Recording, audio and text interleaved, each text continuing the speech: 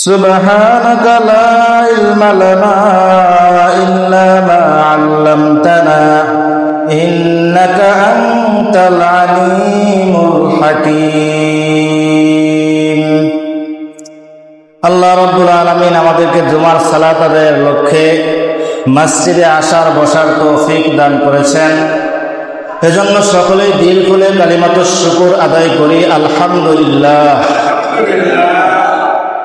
হজের মাস চলছে, এজন্য হজের গুরুত্ব ফজিলত সম্পর্কে দু একটি কথা বলবো ইনশাআল্লাহ। প্রথম কথা হচ্ছে, যারা বাইতুল্লাহ যাওয়ার সামর্থ্য রাখে, শারীরিকভাবেও সক্ষম, আর্থিকভাবেও সক্ষম, এমন ব্যক্তিদের জন্য আল্লাহর সন্তুষ্টির লক্ষ্যে হজ করা ফরজ। সূরা আলে ইমরানের ৯৭ নম্বর আয়াতে আল্লাহ তাআলা ইরশাদ করেন, ওয়ালিল্লাহি আলান নাসি হিজ্জুল বাইতি মান ইসতাতা ইলাইহি সাবিলা। যে ব্যক্তি বাইতুল্লাহ পর্যন্ত যাওয়ার সক্ষমতা রাখে, আর্থিকভাবেও সক্ষম, শারীরিকভাবেও সক্ষম, এমন ব্যক্তির জন্য আল্লাহকে সন্তুষ্টি করার লক্ষ্যে হজ করা ফরজ। ওয়ামান কাফারা ফাইন্নাল্লাহা গনিয়্যুন আনিল আলামিন। আর যে অস্বীকার করে, হজ করবে না, করতে চায় না, ফরজ হওয়ার পরেও করে না, সে জেনে রাখুক আল্লাহ তাআলা সমস্ত দুনিয়া থেকে বেনিয়াস, অমুখাপেক্ষী। আল্লাহ তাআলা কারো মুখাপেক্ষী নন। তুমি হজ না করলে আল্লাহ তাআলার কোনো ক্ষতি হবে না। দ্বিতীয় কথা, হজ জীবনে একবার ফরজ হয়। একবারের বেশি যদি কেউ হজ করে তাহলে সেটা নফল হজ বলে গণ্য হবে। عن ابن عباس رضي الله تعالى عنهما قال أن الأقرع بن حابس سأل النبي صلى الله عليه وسلم। ইবনে আব্বাস রাদিয়াল্লাহু তাআলা আনহুমা বলেন, আকরা ইবনে হাবিস রাদিয়াল্লাহু তাআলা আনহু নবীজিকে জিজ্ঞাসা করলেন, ইয়া রাসূলুল্লাহ, আল হাজ্জু ফি কুল্লি সানাতিন আম মাররাতান ওয়াহিদা। তো নবীজিকে জিজ্ঞাসা করলেন, ইয়া রাসূলুল্লাহ, হজ কি প্রত্যেক বছরই করতে হবে নাকি জীবনে একবার করলেই হবে? নবী সাল্লাল্লাহু আলাইহি ওয়াসাল্লাম উত্তর দিলেন, বাল মাররাতান ওয়াহিদা, হজ জীবনে একবারই ফরজ হয়। ফামান যাদা ফাহুয়া তাতাওউন, একবারের বেশি যদি কেউ হজ করে তাহলে সেই হজটা নফল হজ বলে গণ্য হবে, এটা আর ফরজ হবে। এজন্য হজ জীবনে একবার ফরজ হয়। হজ যদি কোনো ব্যক্তির উপর ফরজ হয়ে যায় তাহলে সেই হজকে বিলম্বিত করা ঠিক না, তাড়াতাড়ি করতে হবে।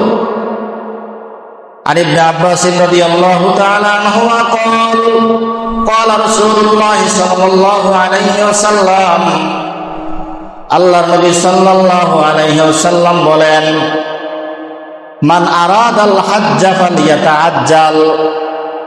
তোমাদের মধ্যে যে ব্যক্তি হজ করার ইচ্ছা করেছে, যার উপর হজ ফরজ হয়েছে, সে যেন তাড়াতাড়ি হজে চলে যায়, হজ যেন বিলম্বিত না করে।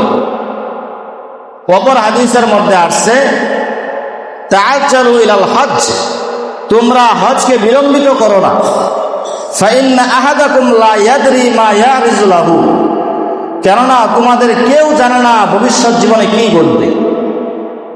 মনে করেন আপনার উপর হজ ফরজ হয়েছে, আপনার এখন সক্ষমতা আছে, আপনি হজে গেলেন না, ভবিষ্যতে আপনার টাকা পয়সা নষ্ট হয়ে গেল, আপনার সক্ষমতা হারিয়ে গেল, আপনার শারীরিক শক্তি নষ্ট হয়ে গেল, আপনি অসুস্থ হয়ে গেলেন, তখন কিন্তু আর হজে যেতে পারবেন না। এজন্য আল্লাহ নবী বলেন, হজ যখন ফরজ হয় বিলম্ব করো না, তাড়াতাড়ি হজে চলে যাও। তো যদি কোনো ব্যক্তির উপর হজ ফরজ হয়, হজ ফরজ হওয়া সত্ত্বেও যদি কোনো ব্যক্তি হজ না করে মৃত্যুবরণ করে, তার সম্পর্কে কঠিন শাস্তির কথা বলা হয়েছে। ওমর ফারুক রাদিয়াল্লাহু তাআলা আনহু বলেন, মান আতাকাল হাজ্জা, যে ব্যক্তি হজ করার সক্ষমতা রাখে, ফালাম ইয়াহুজ্জা, সক্ষম হওয়া সত্ত্বেও হজ আদায় করল না, ফাসাওয়াউন আলাইহি মাতা ইয়াহুদিয়ান আও নাসরানিয়া, সক্ষম হওয়া সত্ত্বেও যে ব্যক্তি হজ আদায় করল না, সে ইহুদি হয়ে মৃত্যুবরণ করো কিংবা খ্রিস্টান হয়ে মৃত্যুবরণ করো, এতে আল্লাহ রাব্বুল আলামিনের কোনো পরোয়া নাই। একজন লোক হজ সক্ষম কিন্তু সে হজ করে নাই, উনি বলতেছেন চাই সে খ্রিস্টান হয়ে মরুক কিংবা ইহুদি হয়ে মরুক, আল্লাহর এতে কিচ্ছু যায় আসে না। এজন্য হজের সক্ষমতা থাকলে হজ আদায় করে ফেলতে হবে। হজে যাওয়ার আগে ভালোভাবে হজের বিধিবিধান শিক্ষা করে নিতে হবে। উলামায়ে কেরামের কাছ থেকে হজে কি করতে হয় সেগুলো ভালো করে শিখতে হবে, এরপরে হজে যেতে হবে।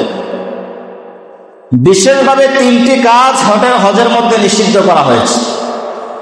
আল্লাহ তাআলা বলেন, ফামান ফারাদা ফীহিন্নাল হাজ্জ ফালা রাফাসা ওয়ালা ফুসুকা ওয়ালা জিদালা ফিল হজ।